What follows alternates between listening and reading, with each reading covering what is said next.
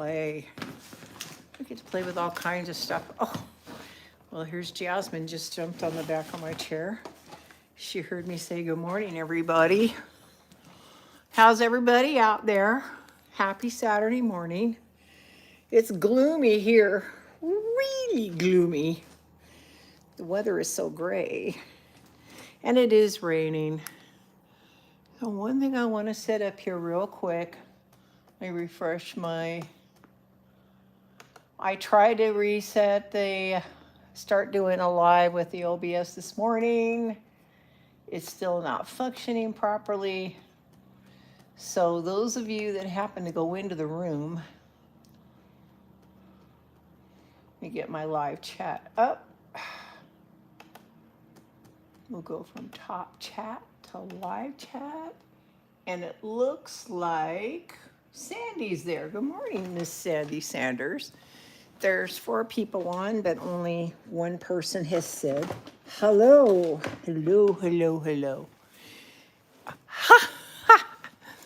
I'm working here. Now, if you happen to go into the other room by accident, because there is one advertised, still trying to get that OBS hookup to work to pre-schedule it and come up live. I may have no choice so we can get more exposure. Saskia and I were talking about this morning, actually downloading the lives and posting the replays as videos, which I don't want to do that to you guys. I don't want to confuse anybody. Say good morning, Miss. Quit scratching herself. I'm going to say good morning, Jasmine. Hi, Jasmine. She says good morning. Wow. We have 10 people on already. Who's saying good morning? There are people here saying hi, hi, hi. There are several in the other room. There are. Sherry, can you go in there and grab them? Let them know it just didn't work again. I can't switch rooms while I'm doing this. I almost call you, Miss Sherry Ellis, and asked you if you could tell everybody to come on in here. I don't know what the answer is going to be, because I think people like the idea of a live, but they're not as easy to schedule and go in. Thank you, Miss Sherry. I really appreciate you, honey. I appreciate your help. And, you know, live replays are fun because we can go in and chat with you guys while we're watching the videos, but I don't know. There's something about this live thing. It's, you know, it's unfiltered. So I'm getting on my gloves here. We're going to look at yesterday's piece that we dolled up, add a little sparkle, and we put that resin top coat on. And then I've been getting a lot of questions about texture. I'm not exactly sure if it had anything to do with Miss Sandy Sanders playing with the Jasminite, and the subject of textures kind of come into the dialogue here. I know there's a movement. If you go to Instagram, there's 2 things I'm really noticing. Loose, inky type of work. Her name is Britt Lee Art. Her work is phenomenal. And she's taken inks. I got to get some Pure Pigments in her hands. And she's thinning them down in water. Yeah, I know, it is more spontaneous. Good morning to everybody. So she's thinning down the inks, spreading them out, just pouring them on this paper, and then she takes a squeegee, something you would do your windows with on your car in the wintertime, right, or the rain, and squeegeeing the color. The other thing, there's an artist named Carol Bonder, B-O-N-D-E-R. She started on Instagram. Hopefully everybody's on Instagram. Go look her up. She started a couple years ago doing some really beautiful textured pieces. She likes to work in rounds, and she'll do the texture, looks like a half moon circle, almost like a half of a wave, right? The center area, on the top area here that doesn't necessarily have the texture, is normally where the light is coming from in her pieces. She's actually played with some of our Prism Pour and the pigments, and she just likes to drop the pigments and spray them with a spritz bottle, but like textures on the rise. I think people want a little bit more diversity. I mean, we saw Nikki D and Winterstrom both kind of gravitate to that palette knife work like Nancy would, because they themselves wanted to set their art apart. You know, we're all trying to find our own voice here, guys. I'm trying to find my voice. You're trying to find your voice. Maybe if we all sing together, we make a great choir, right? So here's a piece from yesterday, okay? And now that it's completely dried, now the mistake, I pressed the golden nickel so thick. Yes, I've already talked to a couple people about that. You know, somebody wants to hear talk about the purely pigment order. I'm not going to be able to read all the notes that you put up there. But one thing I will tell you, I spoke to a young lady on the phone a couple days ago. The golden nickel is the exact same carrier as the rest of the colors, but it is a little bit thicker. And so I asked our lab guy that's, you know, in there making it to add just a tiny bit more of carrier to try to get it to flow. But at the same token, who is it that made that comment about her? I purchased it, won't pour out.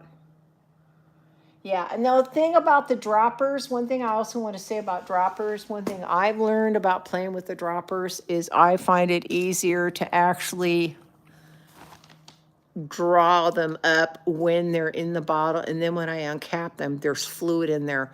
Droppers are kind of a pain in the neck, and yet the this stuff is so concentrated, there's no better way to preserve it. But yes, the golden nickel, that's this color right here, is very thick. We are going to add a tiny more carrier to the next run. We're thinking about what in our line we can give you to kind of thin it down a little bit, but you don't want to thin it much. The whole point of this is you want a drop or two to really make a significant difference. Yeah, actually, you can probably buy them easier on Amazon, Evelyn. Evelyn just asked if you can buy droppers. You can get pipettes, you can get droppers. One thing this young lady and I spoke about was getting those long pipettes. And even if it doesn't draw up, because it's thick, just enough color that gets on the tip of that pipette. You only need a drop or two to make a difference. That's all it takes, sweetheart.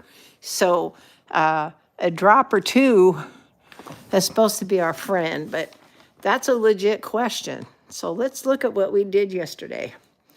So here, boy, I wish I could just get this lamp to not glare for you guys, and I don't know if I can turn it slightly to the left and get, no, it's still going to give us that glare. Sorry. As I turn it, you can see all what we did. There's that cosmos right here, that pink with the gold in it, and I put it over where the that white cell activator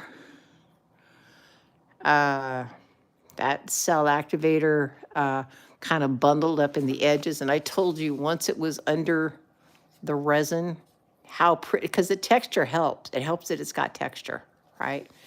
Here is where the dancing fuchsia, the blue that was in that dancing fuchsia came out. I'm hoping I can get the light to show some shift in there for you guys, right? So adding these updated elements, right? Right. Then here, I thought that white was too white, and I added a tiny bit of the Vivid Intense Titan Teal, just a bit to kind of stain that white, because there was so much white on here. Now, where you see some of these extra special little glitz and glimmer, that's where I took the interference green, mixed it with diamond blue, and just took it and brushed over the top. There was barely any moisture on my brush. So, yeah. We're working on doing the replacement droppers. We're trying to get everybody's name who got them all together. And people, please don't, not that you would, but please don't ask for droppers if you don't need them, because we're going to go crazy. So far, we've had about 20 reported. That's the count right now. Still does not make me happy at all. I think this is probably the most interesting part. This is where the purely pigment metallics, right? That's what this is. This is a cerulean blue. This whole blue right here is that cerulean blue. and it pushed up the interference gold mica here. When it was popping up, these look like white droplets, but the gold interference popping up through these cells is really, really gorgeous. I know everybody's talking about their Purely Pigments and how to get a hold of me, and wow. Okay, well, guys, at least you've got the concept of what happened yesterday. A lot of people said they wanted to see what we had done. I'm trying to get a really good shot of this so I can get a photo, but I hate that glare right there that the camera casts on the resin. So there's a lot of texture paste and stuff that people are using on the market. I know Carol Bonder actually has a class, and she goes through her recipes. When I took the class from Carolyn Nelson, I love her. I've been following that woman for at least 6-7 years. I am a total fangirl. She was using the spackling paste, this stuff, right? Spackling paste and crackle paste and some gel medium all over the board. And what I did, and I did a video on this, you guys are welcome to go back and look at the Sedona Sunset piece. I ended up using some ready-to-mix stucco patch. I ended up using some of the spackle paste. I ended up mixing some of the spackle paste with, where's my bottle of that stuff? It's a, well, that's interesting. I've set my whole table up here and I have a jar of this stuff sitting here somewhere. It's made by Viva Decor, and it is a, shoot, I don't know where it's at. It's this, I mean, I literally just had it. It's going to drive me nuts now. It's made by this same company. This is their crackle paste. I went to go dig through my bins to find one of the stone pastes. And what they do is they mix a gel medium with a sand. Now, they don't sell that stuff anymore, but you can get gel medium. And everybody doing all these beautiful texture pieces in art, you can get clean sand, right? And it adds a special, the sand adds another element to the texture. So I'm going to show you the Sedona piece. Now, I was tortured over this thing. I had taken a class from Carolyn Nelson, and I wanted to learn what she was doing. She actually inspired me to make the Vivid Intense line because she was using fluid acrylics. And so here you can see where it's not real shiny. This is that spackling paste mixed with the sand. And I let it dry to kind of a rough texture, right? Yeah. And then over here, I use the stucco patch, but I put a varnish on it. I used the bright tone varnish here so I could get the play of natural texture, something that almost looks like it's resined. Where I really tortured myself was over this section here where the crackle paste was. To be honest, I really want to lighten this up with a white or a really light color and repaint this because I think there's not enough contrast in this. And in her piece, she had let diazazine violet go down into the cracks, and the top section had the blue. But I kept trying so hard to get what she's done. The other trick is when you're laying down your texture paste, don't make it all flat. See how interesting this section is right here? You can go in and lay a dark tone, a light tone, and then go in with a black or dark Van Dyke brown and let it get down into the cracks, right? Hi, Pam, how you doing? Now, here in this section, let's see how much we can turn this camera over. You guys see that in the center section, I attempted to inlay moon rocks. I left this section with a gap with no texture in there, right? And then I kept changing my mind on what to paint the moon rocks. And what's interesting is as the resin was setting up, I saved myself. Because remember, resin has a tack time. After 6 hours, you can rub mica on it. And you may not be able to pick this up, but right here in these sections, I had rubbed a copper mica on the top. See how that whole top looks like copper? And I kind of softened what, I didn't like what I had colored the moon rocks underneath. And boy, when I look at this piece, walking, it's in my hallway as I walk out of my bathroom. Absolutely love this thing. But like I said, parts of it looks really tortured. Like I kept putting more and more and more color on there, trying to achieve what my teacher had done. And then here, I don't know if you can see it, when I dry brushed, literally took the mica powder in a brush and just dry brushed it on that dry paste. It catches it so you get this little bit of sparkle here and there, right? So obviously everybody's just watching, no comments. Hopefully I didn't, I'm always worried about boring you guys, giving you something you're not really interested in. At least that's my goal, not to bore you. So what are we gonna do today? Friend of mine, my dear friend Saskia, suggested that I show you how to actually colorize it, which is interesting. I didn't even think about that though till this morning. So we need to thank her for this. Now I have a fresh pot of these. Thank you very much, sweetheart. Yes, but Kathleen McGee, you saw that on FaceTime already. So this is a fresh pot of the spackling paste. And I've had this for a long time. You just want to make sure you really cover it up. I've gone back and found gallons of stuff and had it all dried up because I didn't dry it properly, right? Now the spackling paste is going to be whiter. Let's see if I can get this open. Whiter in color. A little bit whiter in color than the stucco paste. So here's your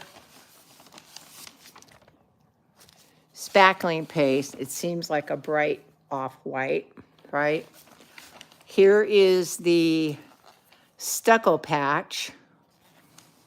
And to experiment, if you guys remember, this was the board that we were playing with when I was the very first day of color mixing, showing you the gel medium and how to mix the paints right. And somebody said they wanted to see how it dried. This is how the paints dry, but we're gonna lay some texture on top of this after we mix this. So I have I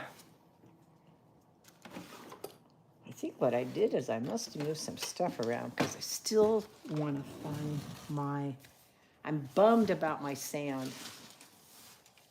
I mean, I know it's here.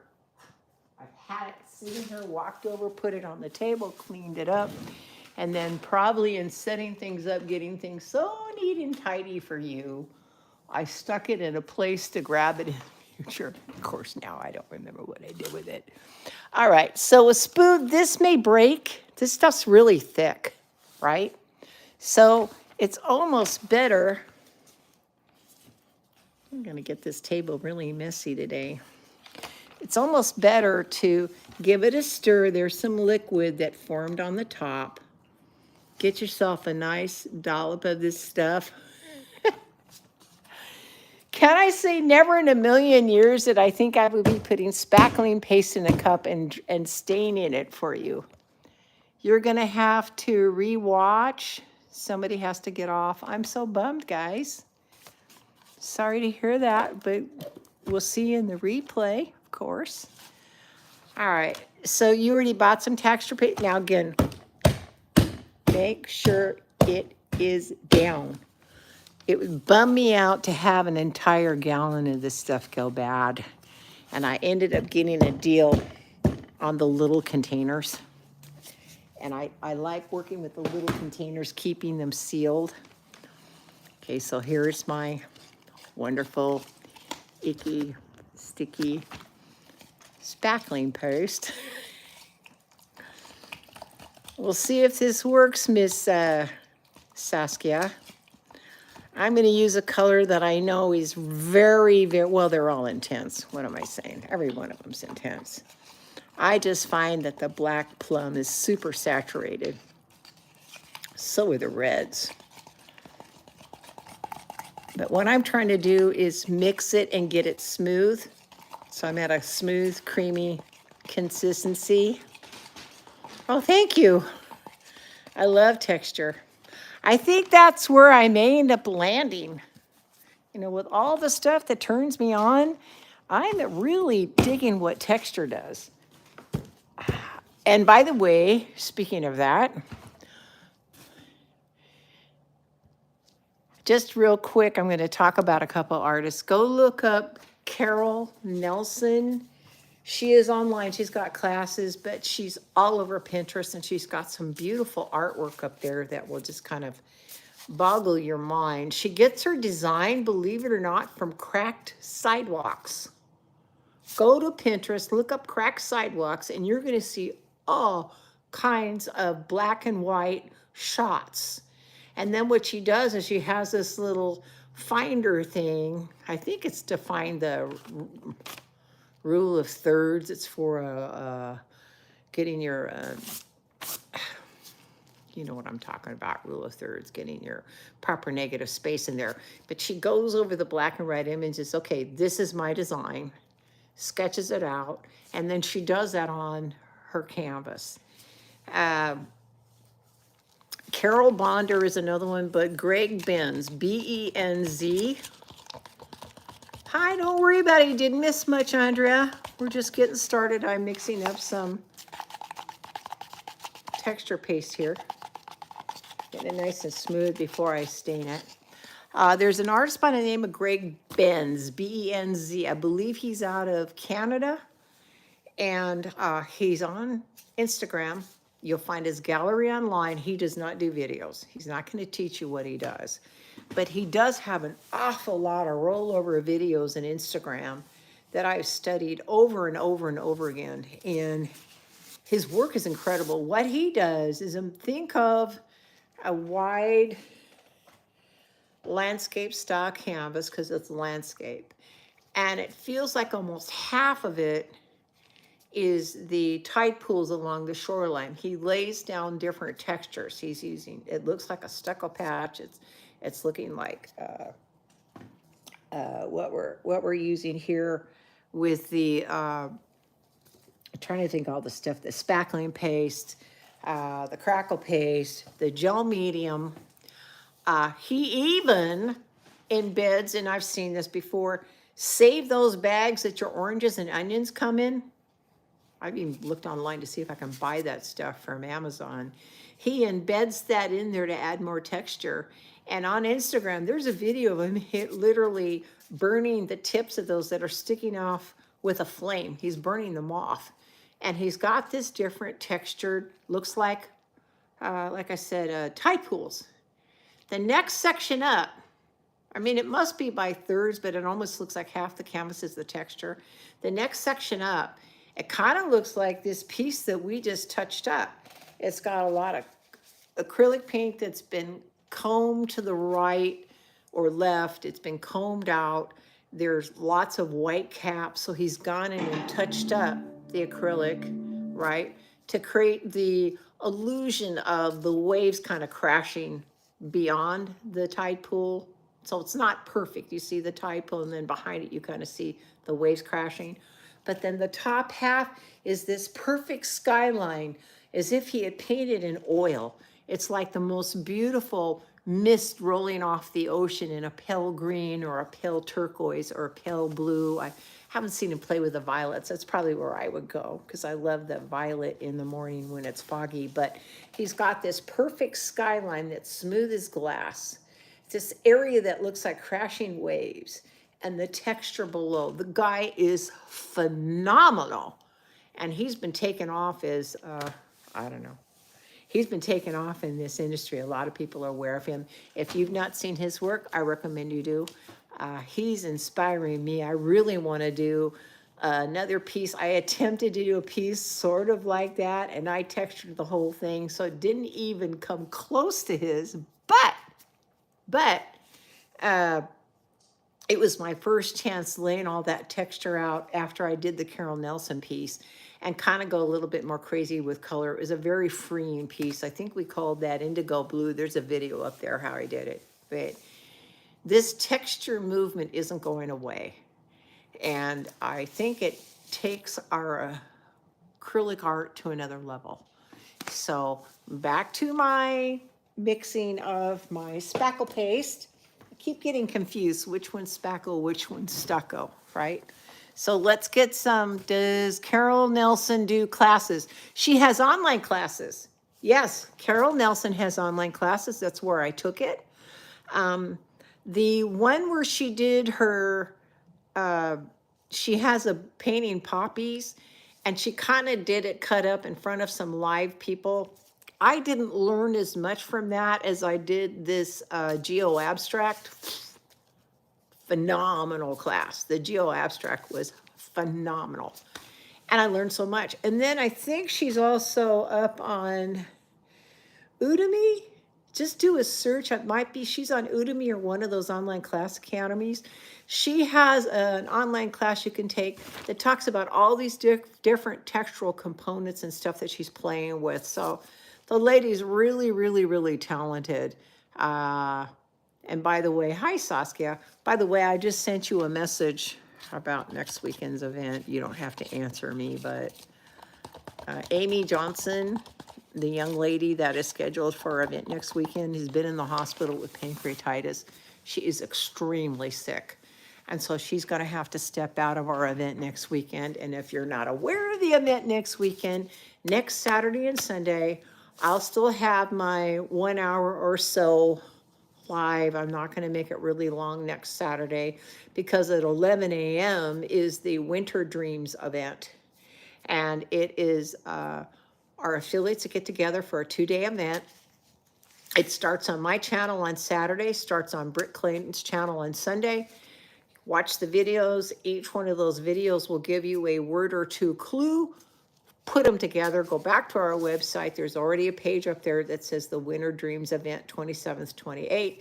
Put in your guess at the secret phrase. Someone's going to win the $400 shopping spree. Sherry Ellis, who is actually in this feed, she was the first winner of our $400 shopping spree, and that was 2 years ago. So sorry for the shameless advertisement, but we're trying to get as many people to show up. Now, you actually have 12 days to watch it. So the event is over on that Sunday, but you have to that following Friday, not the next Friday, but the following Friday night. You watch all the videos in order, put the secret phrase in, because not everybody's going to be available to join us on the actual premiere live, but the replays are there. And then each channel is also going to do a drawing. Now, there's a lot of people that comment and chat. Yes, Cassie's going to be in it this time again, sweetheart. Casey is going to be in there. So does Lima. The channel prizes. A lot of people think if they mark in the chat, they're getting credit. The only way we can do the random drawing is by you actually commenting in the normal place to put a comment in a video. That way they can go in, take all the names, do the random drawing, and find out who the winner is of the $50 Prison Pour set. So there's my shameless advertisement about next week. Oh, and as promised, I'm going to need, and I've been up, I need a nap. I've been up since 1 o'clock this morning. I got the website updated. The 39% code is there.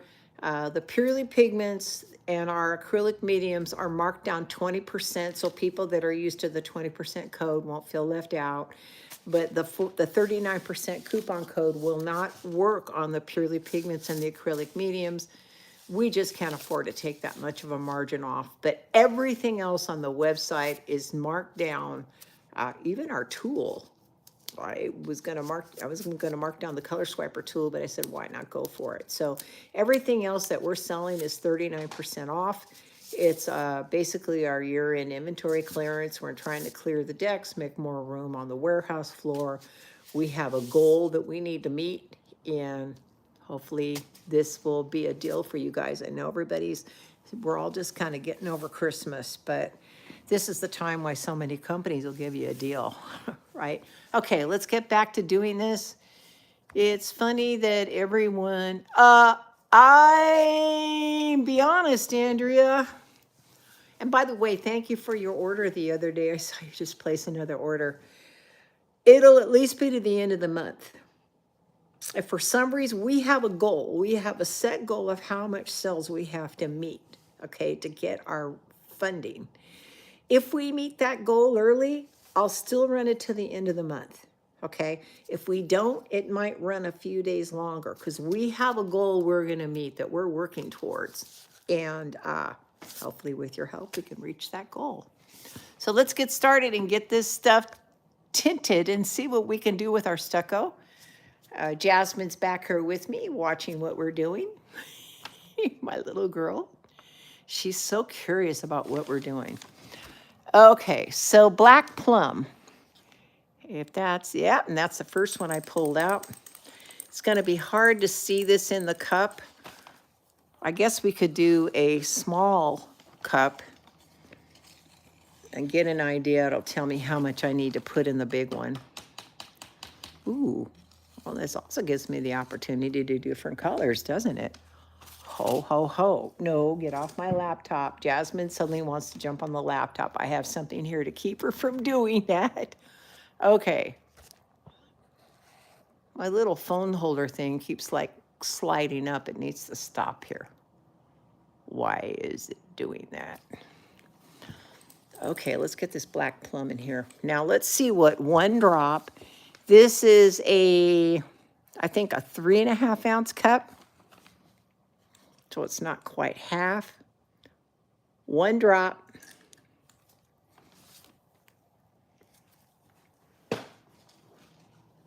And this is that spackling paste, right? Wow, look at, I mean, that's a lot of color, just that one drop. And it comes out of the bottle looking black.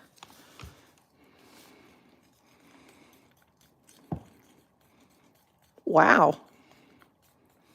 That's actually not bad, Saskia. You were right.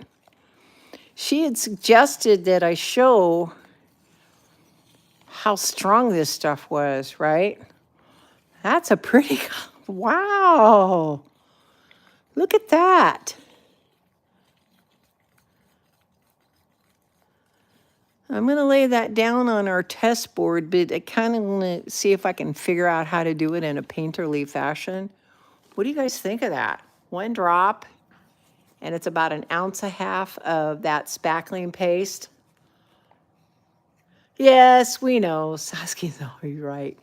I think she gets tired of that because we all keep asking her, come on, Saskia, how do we do this on our Facebook page? How do we fix this? How do we fix that? And we're always depending upon Evelyn pouring nice color. Thank you, Evelyn. Okay. Now, what happens if we go 2 drops? Is that Judy here? Is Judy Sen in the house?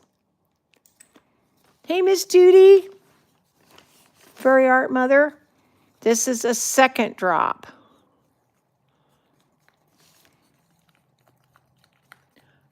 Wow, I really should have pulled some of that out. That's a pretty significant, wow.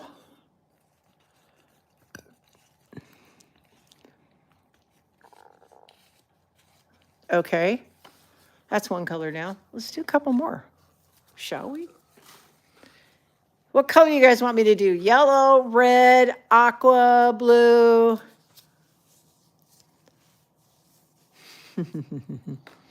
I'm planning on a multicolored pearl pour. I can't answer that question because you guys that are in the live, it's not set up enough where I have a screen right here where I can read what you're saying, but we do have a lot of people in there to help. If yellow, someone said yellow, someone said red. Well, I know that Miss Casey loves yellow. She may not be in the room just yet, but she does love yellow. And a lot of people love red. And I haven't done enough with yellow to make Casey happy. peach. Ooh, my papaya, baby. That's that coral. This is going to make, you know what? All right. I was going to do a red, but I'll meet you in the middle. We'll do a yellow and we'll do like a coral color.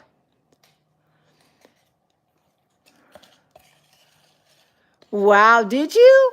Right on, Kathleen. Kathleen said she did some molding paste along with her sample, that Vibrant Aqua she got in the mail when we sent out those samples with the 12-piece prism pour. Nice to know.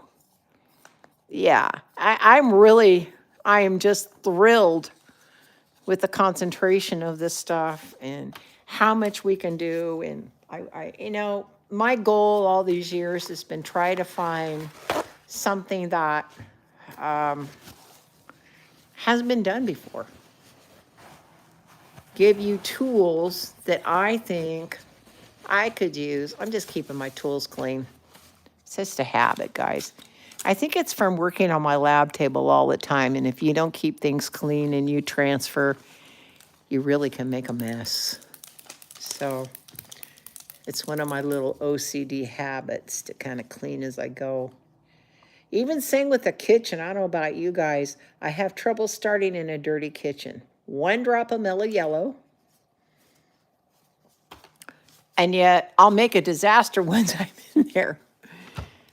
Okay, so let's see. Now this yellow is not giving me quite the saturation. See, 1 drop of yellow is very, very pale. So we know what 1 drop does, okay? So let's add, I had a feeling that black plum was so saturated. I told you guys in advance. Let's add 1, 2, 3 more drops is what my gut's telling me.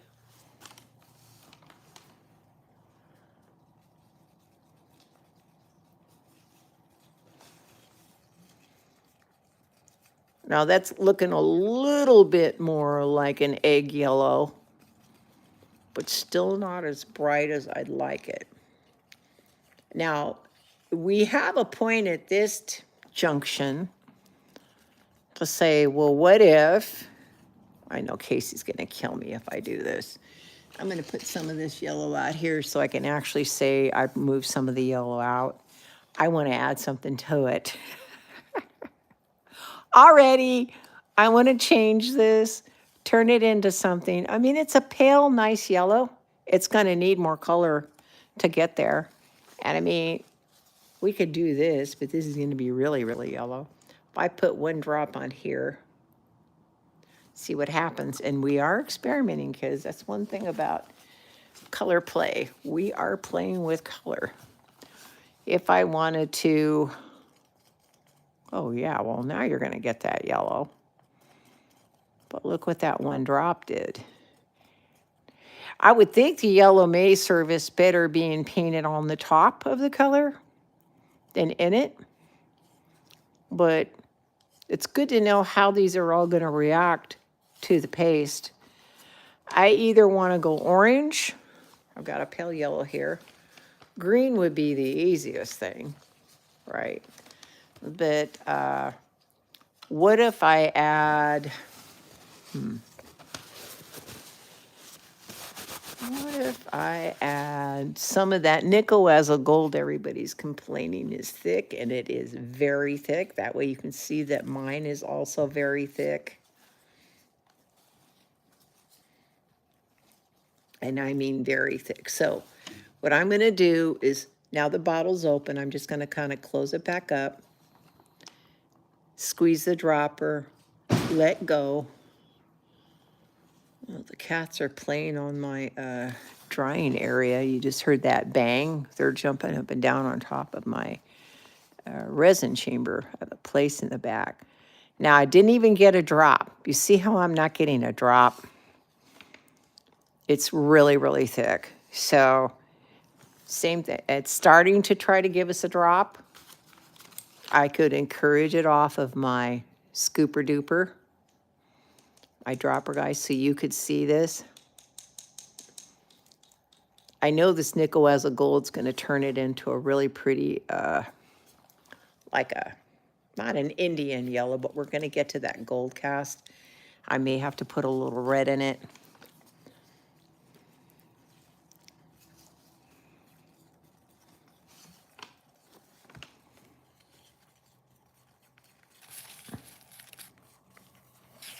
Now see, there's quite a bit of color in that. That's a little drop I scraped off of there, and look at the transformation of that right away. That's crazy. One drop of the Azo Gold. I like where it's going. I kind of want to add more to it if you guys are willing to be patient. And here's even a little bit of the Azo Gold that got on the edge of it that I never got down in there. It's crazy concentrated. So again, we'll thin it down a little, but I don't want to step away with how much color is in there. All right, it does look like it looks like an antique mango.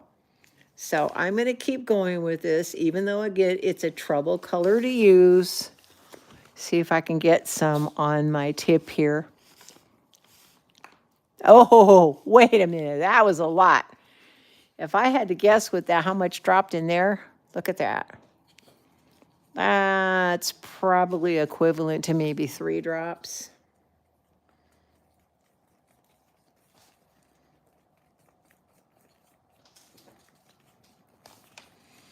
Now the idea is we can colorize the texture paste, but still go over it with another color. It's not clogging, John or Sandy. It's really thick. The material inside is thicker than the rest of them. This actually is a liquid I can shake. This does not feel like I'm not hearing any shaking going on. And it's the red oxide that's in that thickens up. But again, when I found it happened to me, I did contact the guy that makes it for me, you know, Shane in the lab, asked him to make the same batch, but just add a tiny bit of carrier and a tiny bit of carrier, a little bit more, like a, you know, fraction of a percentage, until he could get it to pour. Any way I can get a list of people who use ColourArte on videos, I wish. There's a lot of people using ColourArte on videos I don't know about.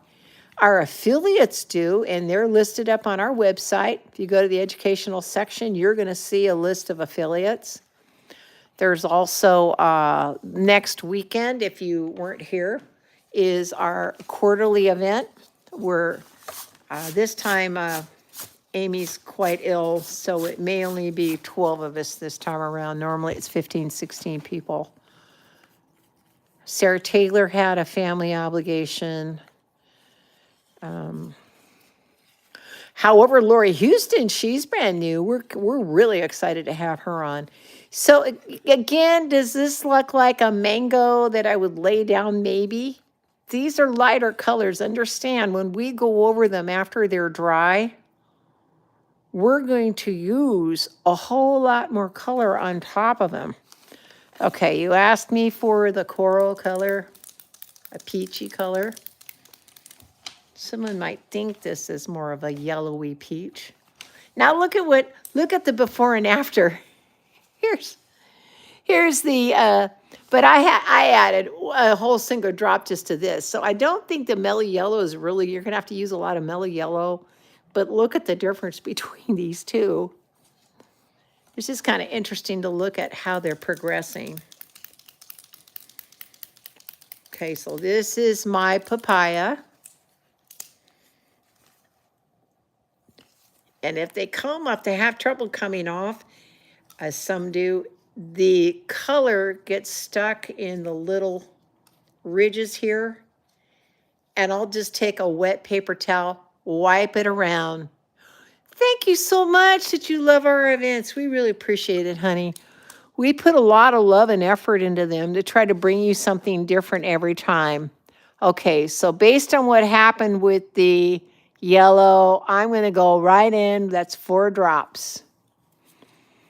Again, I knew in advance, I told you right up front, I was picking black plum because I knew it was super saturated. It's just a really deep color, the color base is. So let's see what the My Papaya does for us. Princess Jasmina's mama, this is kind of your color. She loves these pinky peach colors. That's not bad. That's 4 drops. That's not horrible.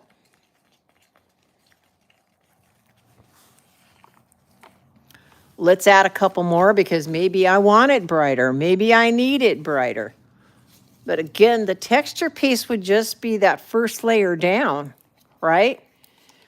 Like my piece was all that texture was put down as white, the piece I showed you on camera, and then I painted with the fluid acrylics on top.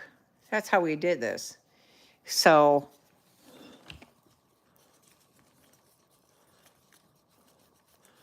yeah, this is 6 drops. Anybody keeping track of this one? This is 6 drops of My Papaya. That's a pretty one. Yeah, if you guys haven't subscribed to Saskia, I don't know if Sheldon's in the house today. You got Tazlima. We got a whole bunch of affiliates up on our website. Tammy Anderson, Kathy Miller.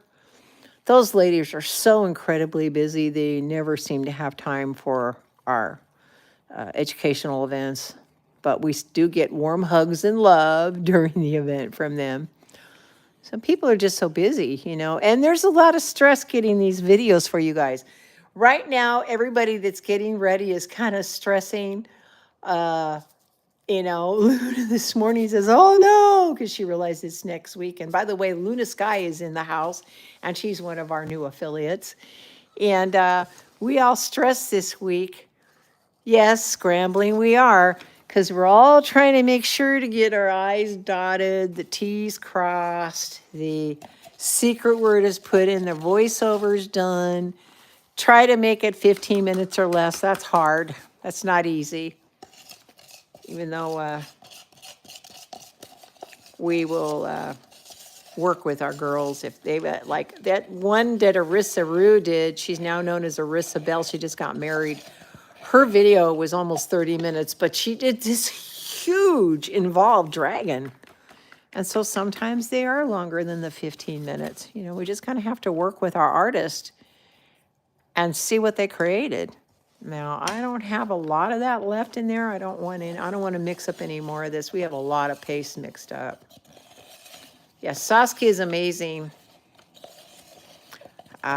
She's also taken a sabbatical and worked a lot with Powerpole paste, and but I think she is a fantastic addition to our event. But again, it's stressful, you know. And if you've got stuff going on in your life, it's stressful, you know. So I know you think once every 3 months how hard it could be. I say that every time. Well, we've had 3 months. Well. Not exactly, because we think about it, and my rationale is, well, you know, we have 3 months, just pick your favorite video in 3 months and show it off. And I'll tell you what, that would be hard for me to do, because if I have something that's actually gorgeous, I don't want to wait. All right, so I have not as much as the rest of these in here. Someone said red, but I really want to play with this green. I don't know why the sour apple is calling to me. Of course, we don't need quite as much because it's half full. This container is half full. And spectacular, Kathleen. 1, 2. By the way, Kathleen wants me to remind everybody we have a new Facebook group, The Art of Color, ARTE of Color. Yes, this one's sour apple, and it becomes chartreuse when it's a metallic, John. But this one's actually the sour apple because it's just the pure color. But it does look like a pretty chartreuse. Ketchup! Ketchup with what? Life's so funny. We all feel like we're trying to catch up with each other. We're all on our own paths. Every once in a while we intersect. And we're just here to lift each other up, right? Right, John?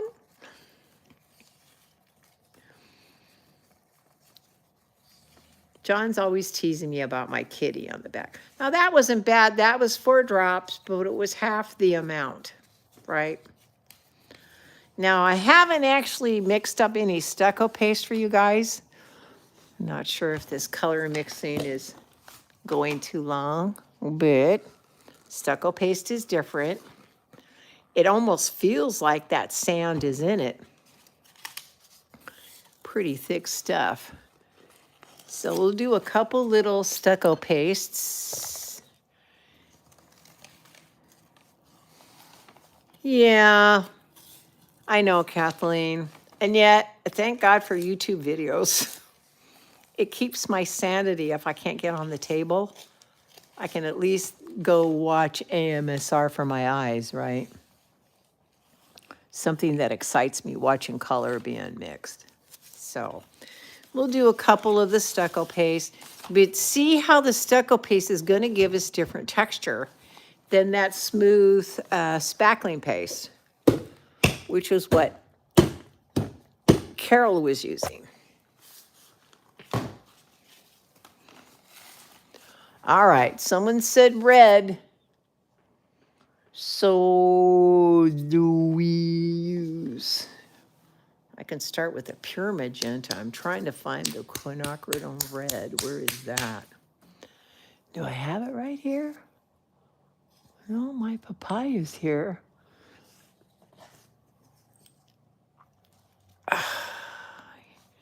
Oh, wow. This is my papaya. Okay, guys, correction. This is hollyberry. This was the red mixed in here. Look what happened. So that's hollyberry. And it still gave us that, I think because that stucco backing paste is so white, it mixed with the hollyberry to kind of give us a pink, right? So since we know the hollyberry was used, let's see what the My Papaya does. Make sure we're keeping track of all this stuff. I don't know, it looks just like the My Papaya when it hit the acrylic medium, but remember, this stuff is really opaque. I love that holly, especially in the red. A friend of mine, a doctor friend of mine, showed me, sent me a photo. He had mixed up the hollyberry and resin in a little disc, and it was so beautiful. Okay, what is that? 4 drops. Now, this is stucco paste, a completely different medium. I'm trying to use a slightly bigger stick so it doesn't break on us.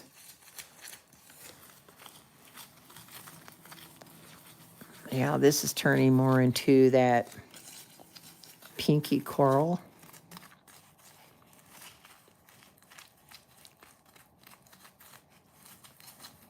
Okay. Interesting.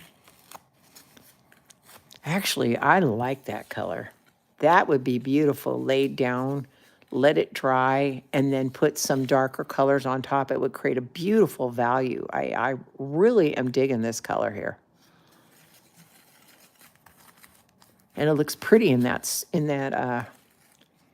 stucco paste. Okay, so there's my papaya. Let's go with the magenta. That may still turn pink. Oh, wait a minute. I don't want another pink, not if we're going to do this. We've got an aqua. I can go turquoise. We can go... Oh, hardly, guys, you've hardly ever seen me play with perfect peacock. So there's a color called phthalo green. It's a beautiful, rich green they use to go either way. Like this has a drop of phthalo green, but this color is made by just like a drop or two of phthalo green. You know, when I'm making it in the bottle, mixed with yellow. And this would be a custom mixed color. It's not, you don't get it this way from the color supplier, okay?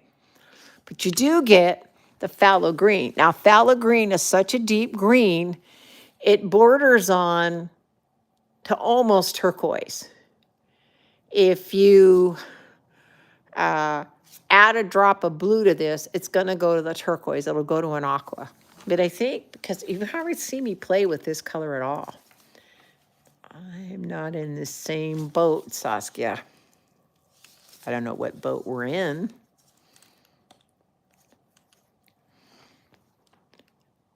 I'm going to go with 2 drops. Phthalo green's pretty strong. Let's see what we get out of this. Okay, so we got stucco paste.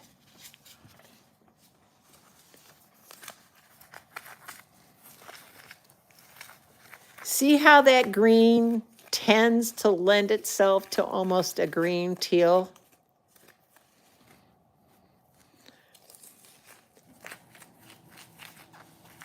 It almost goes that turquoise green like a Guatemalan green. And yet if I kept adding green in here, it will get darker, darker, darker. But 2 drops of this peacock feather, which is basically phthalo green. Is that what we called it? Perfect peacock. I have another color called peacock feather in the primer element. Same concept. It's pretty of a phthalo green I can get. That's gorgeous. So, okay, so now what's the difference between this and the vibrant aqua, you're probably asking? And since I already closed up the stucco paste, I'll get 1 more scoop so we can do the comparative. Let's do it all the way. Let's do this right. You thought from the name it was turquoise? Oh, that peacock, it is.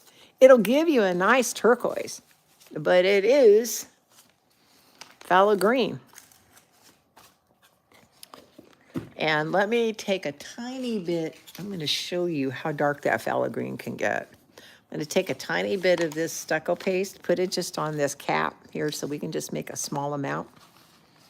That way you can see really how green it is. That stuff turned turquoise or a green teal. Again, phthalo green lends itself to that, be that way. It's a fantastic mixing color. But it can go, here's your perfect peacock. It can go all the way green if you wanted to. 3, 4 in that little pile. Let's see what we get here. Oh gosh, yes. The white. This is taking all the color out by mixing it in. But you see how you're getting more green there? You can see that it's giving you green. But as it's mixing with the lighter color, it's going to tend to go towards an aqua green. Right? Now, we can add a little bit more to this little tester that we're doing. Here's the perfect, that's vibrant aqua. Let's not mix this up. Here's that peacock again.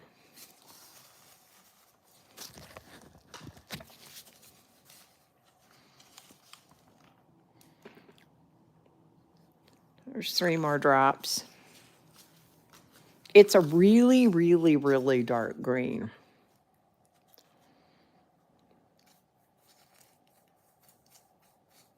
It'll go all the way. And as soon as you add a yellow, you'll get Christmas green, which I guess I'm going to do that right now. Prove my point here. Be nice and see how much they darken when they dry. Yeah, I don't know if it's going to darken that much. I'm worried about how light the base is, right? That's the beauty of this. You're going to be able to lay a base color down. See, by adding that yellow, it crosses over to where now we're getting a true green. Just by adding that drop of yellow, you get a true green.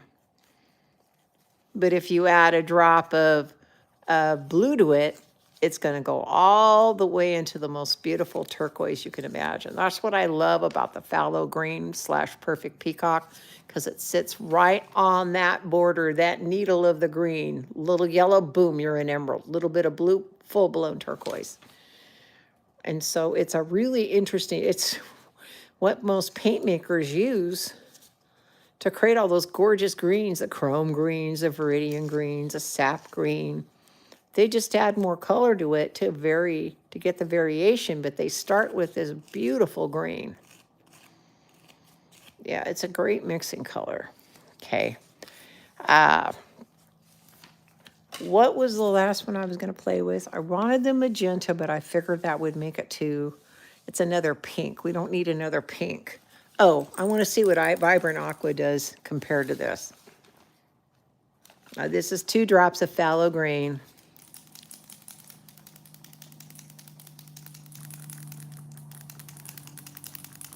Let's see what this does. Now, Kathleen McGee said she did it, and this turned almost the same color. So let's see what happens. 3, 4. We got 4 drops of Vibrant Aqua in this stucco paste. Let's see what it does. Especially in the stucco paste, you don't know what you're going to get. All right, already I can tell. See how it's more blue? And this is more green. That's your Vibrant Aqua. This is the phthalo, this is the peacock feather slash, or perfect peacock, also known as phthalo green. So the Vibrant Aqua is going to actually go to an aqua because the aqua is mixed with phthalo blue and phthalo green. That's how you make that turquoise. And Saskia's right. We'll be able to go over the top of these and paint them. Yep, so there's your Vibrant Aqua. There's your 2 drops of the perfect peacock. There's our sour apple in the spackling paste. This is shocking. That was the holly berry in the spackling paste. This is that little bit of mellow yellow in the nickel azo gold or golden azo. I'm really thrilled with how the black plum turned out. And then in the spackling paste, this is that my papaya. Now, let's see what we can do to get this stuff down on a board. Yeah, I do want to play with a little bit of... Oh, I found it, guys. It was down below. This is the Stone Effects paste. It was made by a company called Viva. You might find some out there. What it is gel medium mixed with sand. And they've got different sizes of the stone in this. I knew I had it right here. Come on. This little plastic thingy doesn't want it to get it open. But I want you to see what this stuff looks like. It changed my spackling paste completely and gave me such a beautiful texture on that piece. So I ended up mixing this whole bottle. I hate to admit I have a case of these things that they had sent me years ago. And I mix it up in about 50-50. See if I can get some of that off in there and let you see this. Now that I brought it up, sorry, you're not seeing anything. This is not helping you guys.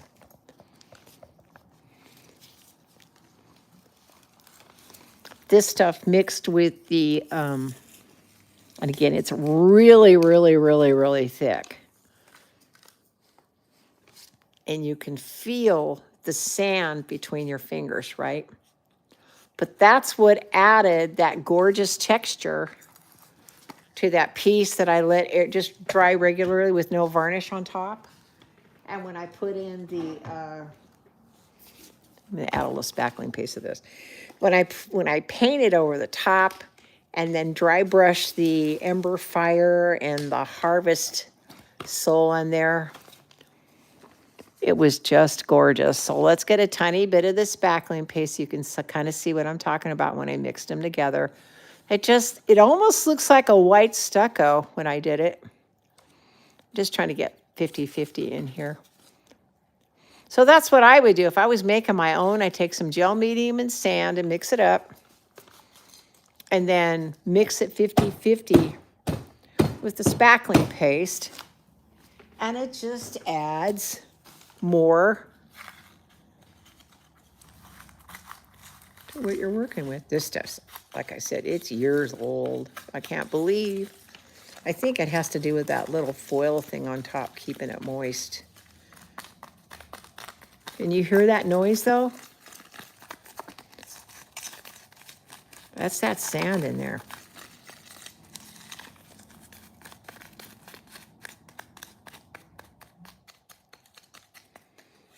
We're going to do texture. We might as well go all in on texture. Okay, I am worried about what the purely magenta will be, but let's go ahead. Maybe I can turn this into a wine if I add a couple drops of my phthalo blue red shade, which I did in that other video a long time ago, showed you how to make a wine. 1, 2, 3. There's not much in here, liquid-wise or paste-wise.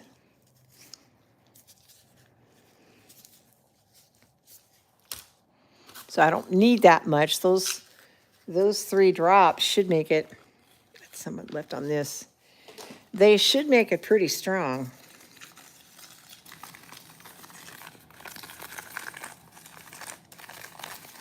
Yeah, I knew if it hit white, it would make a pink.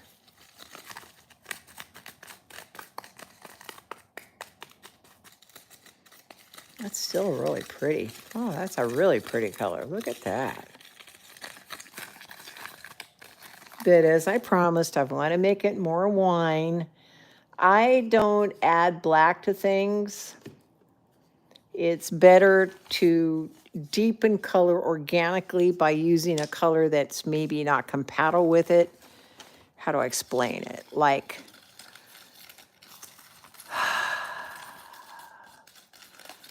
I'm trying to explain what I'm talking about here.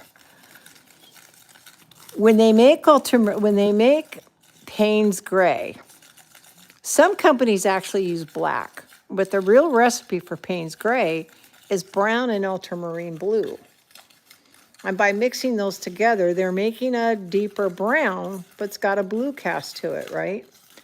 And so when you add black to stuff, black is the absence of color. It actually erases color. And so if you want to just deepen something, phthalo blue, red shade means it's compatible with the red, but the blue is going to deepen it like a wine. If I was to put a green shade in this, be almost going towards like adding a Payne's Gray in there, because the green shade wouldn't be compatible, and or shall I say, it doesn't blend. The red shade blends with the pink, the green shade does not, but you'll get more of an organic, earthy reaction. Put 1 drop of this phthalo blue red shade in here. Now that's vivid intense. Wow, it's going to try to turn it purple. I'm having, it's the white, man. This white is throwing me off all over the place because it's a white base. It's changing everything. Look at that. That turned to purple. Wow. And it's a different violet than this one, right? Different shade of violet. Well, let's keep moving with this. One more little dollop of the pure magenta. You like that? Yeah, it's a pretty color. This mixed with white is beautiful. Quinacridone magenta. 1. Now, same thing. See, there was nothing in my dropper, so I have the top back on. My bulb is free. Squeeze it while it's in there and let it release. And then I can get a drop to drop off. That's 4 drops in there. That ought to make this really gorgeous. That is the struggle with the Jesmonite. Yes, ma'am, you are correct. It's, shall we say, they say the struggle is real. People do say that. I've heard that before. I'm putting my bottles back. I'm cheating and putting bottles back while that set goes in there. Okay, so that red turned it more to a red-violet. So obviously the white wanted to make my magenta pink. But that's not a bad color. That's pretty interesting.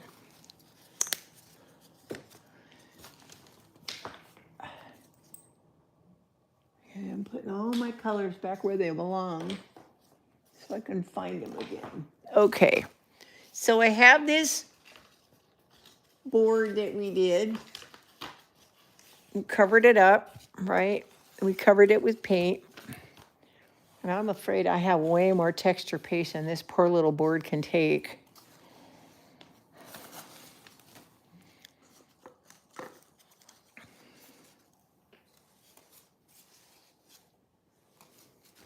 And I have a bucket of crackle paste, but it's too big to put on the table. You feel sad about what? What don't you have, Sandy? I can't read the notes. Sorry, the computer's too far away for me to read your notes. Well, my crackle paste bin does not want to open up very easily. Of course I didn't test it before we started. Got something here that can help me open this up. Here we go. Now, crackle paste is pretty thick. Uh-oh, my crackle paste, the top part's getting bad. I didn't close it properly. Oops. That's not good. I have a section that's kind of dried. Can I just say how important it is to close the top of your containers properly? I have one little area that's dry, so I got to be really careful.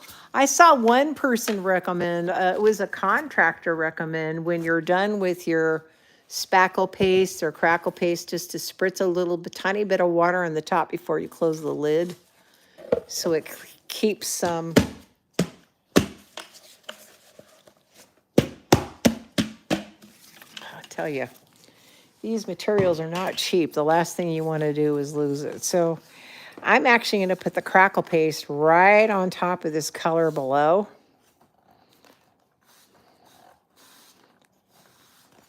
And whoever they are, they say, oops,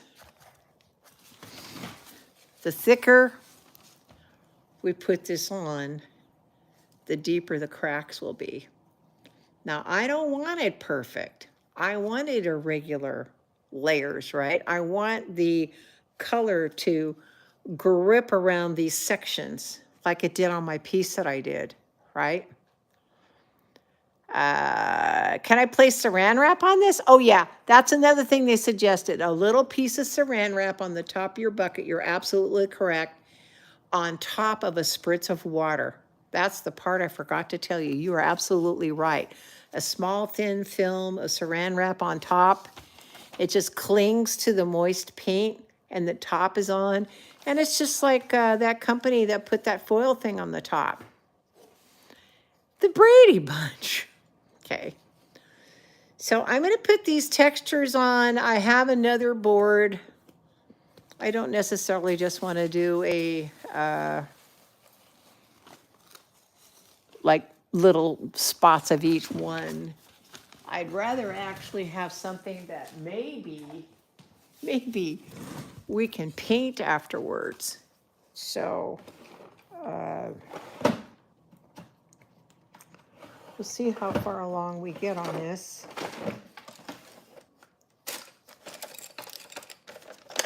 I'm looking for something to take this, here we go. Something to peel this thing open. Yeah, I got a stack of these things really cheap. I got 36 of these little canvas boards. And they're a hard board with a canvas top, and they're great for testing, and they're dirt cheap. And you can even resin on these things because it's a board, right? It's stiff enough to take the resin. Okay. Because I'm thinking I might actually be able to paint this sometime. I'm gonna grab, God, I don't know. I'll be asking you guys an opinion, and then everybody's gonna tell me a different color. I know it, I know it, I know it. That's the beautiful thing about this world. Everybody's favorite is something different. I would not have thought of using these boards. They're great for testing. Like I said, and they're stiff enough. You have to figure out a way to have them, drip off the resin. But if you let your resin set up for, like yesterday's piece, it sat for 70 minutes and it still poured. So if you let your resin set up well enough and take a synthetic paintbrush, you could brush resin over the top of the piece and let it dry. I mean, now we're learning we don't just have to pour a liquidy resin and have it float and dry with a big thick amount. You can dry brush it on there. I guess you could also be playing with, UV resin. That Daniel Cooper guy is just amazing, the guy playing with all the UV resin. Love him. All right, well, let's see if I can get this to show up right.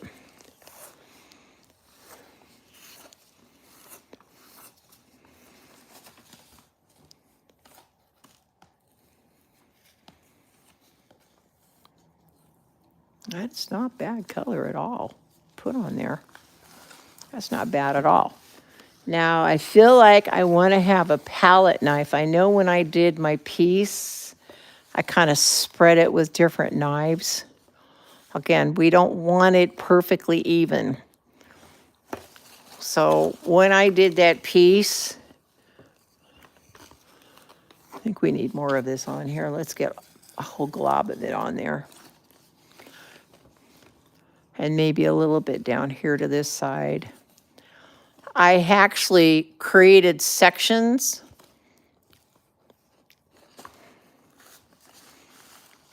Man, this popsicle stick's really not giving me too much of a chance to do what I want. I don't know if this will spread it, but I had this sitting here in case I needed to spread. But see, then it's going to turn too flat. The last thing I want is the texture perfect. I don't want it perfect. I want it to have inconsistencies. I want it to have the crevices.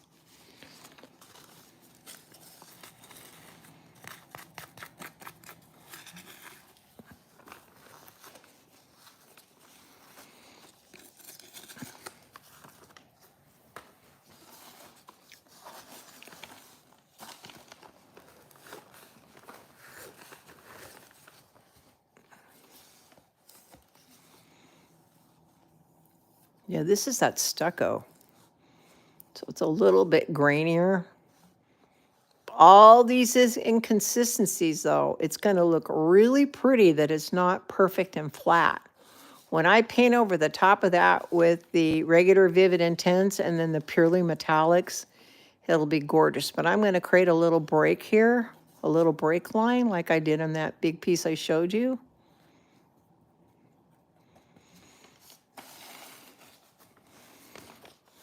See how much I can scrape the rest of this off here.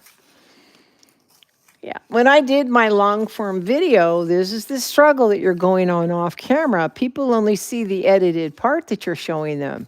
You're not showing them the whole thing, right? They don't see all the challenges that we're going through to lay this down. Call me crazy. I don't know if I'm doing it, if this is smart or not, but part of me wants to do this nickel azo gold. And this is that stucco paste, or the, what's that? It's the spackle, right?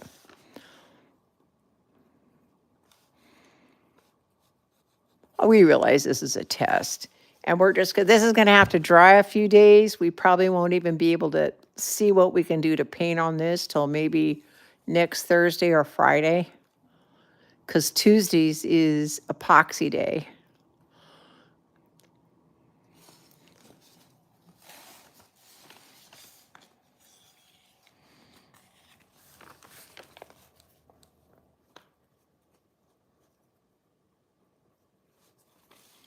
having it colored changes it, everything. When I was doing the other piece, you're only working with white material. So when they run into one another, you're not worried about them mixing together, right? With the color, it's a little more challenged. Saskia, you got me into this, baby. She's to convince me this morning. Show them how to color it. I think she's brilliant.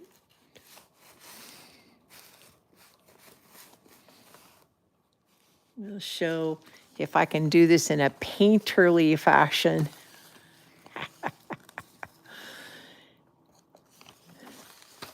And get all this down.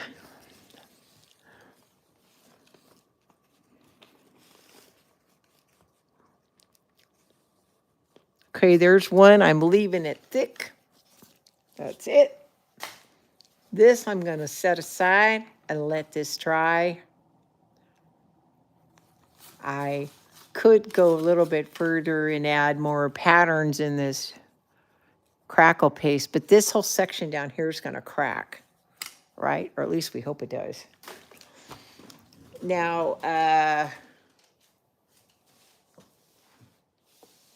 one thing I wanted to show you guys, a couple things I wanted to show you. Yesterday I mentioned when I was fixing my piece that I'd had another piece that I had dressed up. So this was a basic swipe. Okay. The jasmine in here, I rubbed on with my finger. The gold that you're seeing was plain old solar gold mica put on with a wet paintbrush, and I drew in your veins. You can see the gold from underneath here, the real light gold that came in from the piece, right? But here you can see where I drew on the gold veins.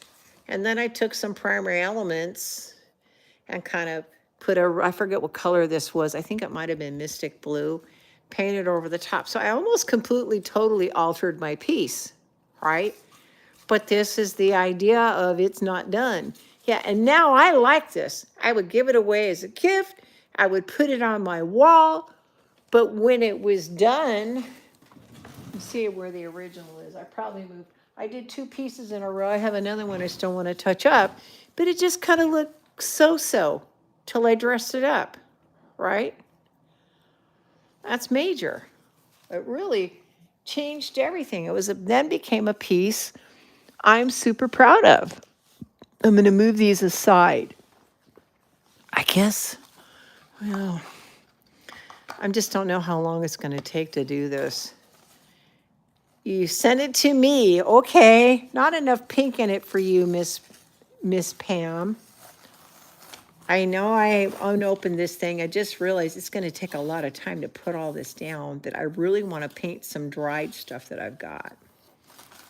So we'll see how long it takes to lay this out.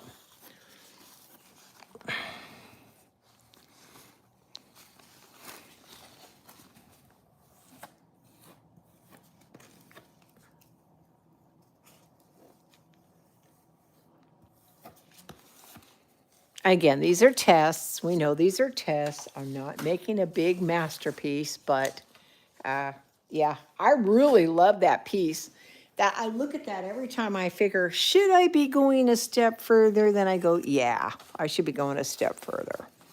Here's our lime, the sour apple. Now you can see the difference between the stucco paste, right, and that plaster. It's much smoother and creamier. The good news is both of these accept paint. Be really careful of hard molding paste. That's the only one that I found so far. It dries with such a strong film, it won't take the color. I think I actually have a test board here with it. We get time to throw some paint on it. I'll show you what I'm talking about. So we know that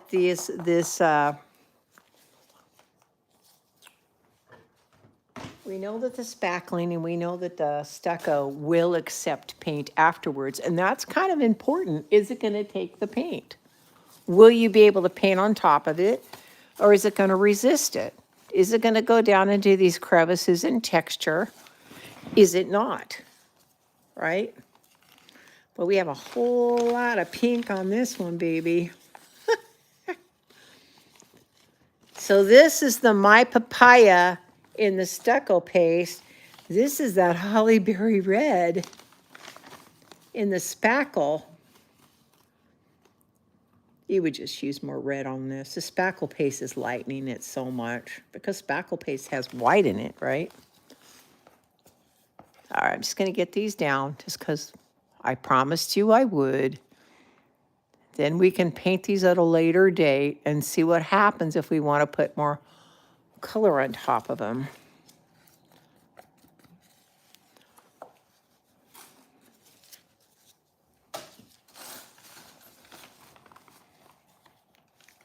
I'm not too thrilled that my last two colors is purple and green, or purple and yellow, but that's what we've got. We've got the Carbazole Violet, which is technically your black plum.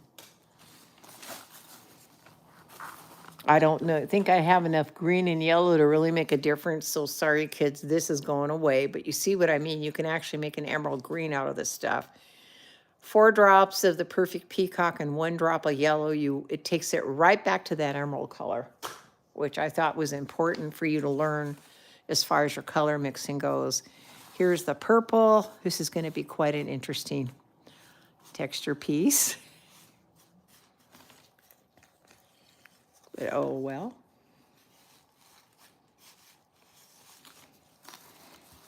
You guys all know how we got here.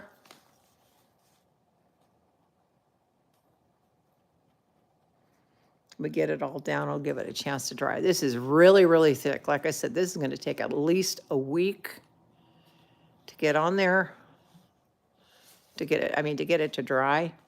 But I like that texture. I'm going to leave it really thick with that texture and see what happens. All right, so both these things need to get out of my area here. Give me a minute. I need to set them far enough away from me so I don't bump into them. It's kind of important. I don't bump into any of this, right? And leave it in a safe place that the kitties don't attack it. Actually, so far they've been pretty good. They like my resin chamber. I built this box. Someday I'll have to show you photos of, I built this thing that I could lay my resin pieces in. Get this cleaned off. Okay, one other thing we fooled around with. Remember this? We put the Purely Pigment metallics. This is the Laguna, Blue Lagoon. This is that cerulean blue. This is the Sunkissed Pink. I'm in love with that color, as I'm sure Pam is. I'm not sure, but somehow I got a wine colored in here. This is all the metallics. You can see a little spot where the resin missed. What we had done is this was black, and we painted it straight with the Purely Pigment metallics, right?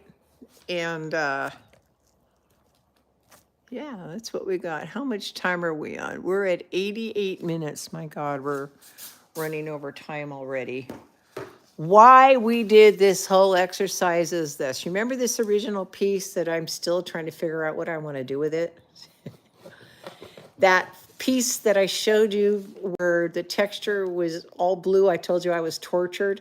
I kept imagining cutting this off the canvas and using this as a focal piece that is something textural, right? But this is I suppose we could finish this off with a little bit of paint. I'm looking at the time and I'm not gonna have time to paint these. I had some other boards for you. This is fiber paste. Yeah, fiber paste. This is hard molding paste. A light molding paste, but look how hard it is. This one, if I try to put paint on top of it, it's gonna sit right on the top. This is the stucco paste. I did cut it out in lines in case I needed to do some kind of color chart, but this is the natural diorama. You're right. Right. But I really think us testing, this was kind of the plan today, but we got a little, I think it was very exciting to do the color mixing. But in my piece, I'm so in love with what these metallics look like. It's hard for me to fathom these. Right now, when you go to the store, most of the metallic paint, at least in the past, would be a silver, a gold, a bronze, or a copper. It smells like turpentine. It dries really fast. It has to clean up with, actually, it is turpentine. What do they call it when you're going to the store? There's some sort of something spirits that they call it mineral spirits, but it's turpentine, and it smells like turpentine. So I guess just so I actually have painted something, looking at this, because I feel like I got to paint something. Looking at this, I'm loving that burnt orange. Lots of burnt orange. The red is okay. I feel like I need a little more blue here. And so let's take our little well, right? And I'm going to, because now I'm going to brush paint with these. Before, when I was doing these, I was just taking the Q-tip and the dropper and kind of scrubbing it over the top of it. Now let's use it as if we were going to actually paint with it, right? Now these, as you guys, if you've already got these, you know the mica sits on the bottom. They really need to be shook well. John's sure that the little mixing bead may be responsible for those first breakages. He may be right. John Niedermeyer's a very smart guy. He knows, right? So let's take some of this. It's called Cerulean C, is what we ended up calling them. You need some chartreuse, John? 2, 3, 4, 5, 6, 7, 8. I got about eight drops in there, maybe too much paint. And then to thin it down, of course, I'm having trouble getting just a drop of my varnish. My varnish doesn't want to behave. It wants to put out multiple drops. There we go. I don't want too much. I'm just going to put a little bit in here. And see, we got a clean paintbrush over here. I got quite a few of them here to play with. I might be stuck doing the same thing I did yesterday, having to lift the canvas up in the photo for you to see it. Oh my God, can you see that color already? It sparkles like crazy. Let me see if you can see it in the camera this way. I am in so love with that color. We made a cerulean blue in the prism pour, and I have to admit, I used the same color combination. I loved how it turned out so beautiful in the prism pour. I had to do a metallic in that color. Now, when it first hits, it's not going to kind of give you the shift because it's not dried yet. And here where it made a green, this is a cerulean C where a little bit of the bright gold had hit it and it antiqued it there. That's how we got all that green, right? I'm gonna resin this. Not today, we gotta let this dry, but I keep playing with this piece so much. And I love all the crackle in there. I think it's gonna make it look really interesting under the resin.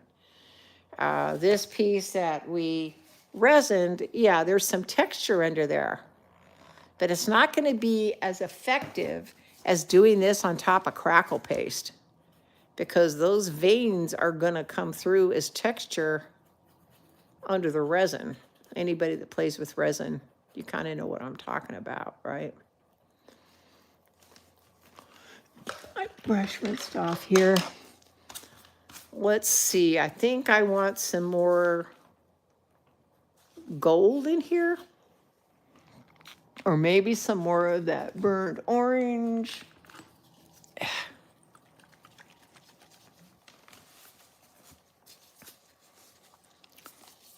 I mean, normally I'm color mixing, but I feel really bad that I didn't really paint anything today. So I want to make sure you get a little something that's been painted before we log off, right? Again, 1 drop. I'm going to put as little amount of varnish as I can. The carrier in the metallics is a varnish blend, so it's compatible. You could use Vivid Enamel. It's a little bit milky when you're painting it, but it will dry clear. I want it to look pretty on the camera, of course. Huh. I don't think I shook that up enough. All that mica's fallen to the bottom. Well, what if that happens and I want to add a little more sparkle to it right off the bat? What could I do? Well, since we have our bling it, we can add a little bling. I didn't shake that up well enough, and I don't want to waste that paint, right? This stuff is precious. So what are we going to do? Actually, I have a finer gold in the golden maple. I think I want something altered. This is more of a fine gold. I think we call it solar gold. I have to look it up on the website, but it's a finer gold. This has more larger particulates. This is a finer particulate. In this case, because I'm looking for it to shift, I want a finer particulate. Had I actually shaken up my color, we'd be fine, but I do get nervous in these lives, thinking that I need to like speed things along here, like Speed Racer. So we'll kind of dress up. Wow, nah, it's too much mica in there. Kind of came out real thick. Oops. Now this almost looks like a mica paste paint, right? I put a little bit too much mica in there. But these are all the things that you can do. If you've already poured the color out and go, gosh darn it, I didn't shake it up well enough. Well, don't waste it. You should already have enough varnish in your work. Yeah, I've got varnish on the brain. I do. I guess. Who said I have varnish on the brain? Somebody says I have varnish on the brain. I bought Prison Pour paints a while back. You're asking a really long question. I can't answer you in the live. If somebody's there that can help this person, she's asking something about the Prison Pour. Maybe you're trying to thin it down. If you need to thin your Prison Pour, by the way, Prison Pour is really concentrated with a mica. When you're mixing up your own paints, you're never going to use a full teaspoon of mica to an ounce. In the Prison Pours, they have a teaspoon per ounce. So we've designed them. I'm not sure if that's the question you asked about thinning them down. We've designed them so they can be thinned down 50-50 with the Vivid Enamel, or if you want to stretch them even further, 50-50 would still mean a half ounce per ounce, a half a teaspoon per ounce, right? Which is still a lot. And I just put some cerulean blue in to kind of fill this up. I just got to finish my piece here, guys. And so I forget what I was saying now. The Prison Pour can be thinned down with the Vivid Enamel. Now, Prison Pour is the only deep paste paint on the market that I know of. It was designed to add varnish and go for the bloomers. But since, budget's a thing for all of us, we packed it with so much minerals and mica that you could thin it down by 50 or 2-part, 1-part. We want to make sure you get the biggest bang for your buck on those things. But if you add a little varnish to them, it activates with the cell activator, which is kind of the point of why we designed the Prison Pour the way we did. I'm going to do one more You know, we have a lot of burnt orange. Maybe I won't. I'll go lagoon. Let's go lagoon. Let's add some turquoise back in. Should have turned it upside down. Now, I'm not sure if that's the question she was asking, but at least there's how to thin it down. If they've sat for a while, you almost have to take, I will take the wooden end of a paintbrush and stir it, whichever I can get in there to fit in there, because I want to bring that mica up. There is an anti-settling agent in them. 4, 5, there's 5 drops of the aqua. This is the Laguna Blue. Laguna Blue. But if that was the question about the mica settling on the bottom, even though we have an anti-settling agent in it, they do settle over time because the paint is really thick. And I will have to take something and stir it up from the bottom. I'm going to finish off this section over here with Lagoon, even though I'm running into the blue, so that's not what I was planning.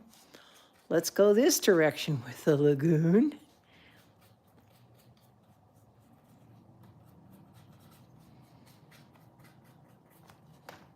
I'll cover up some of this green that we got.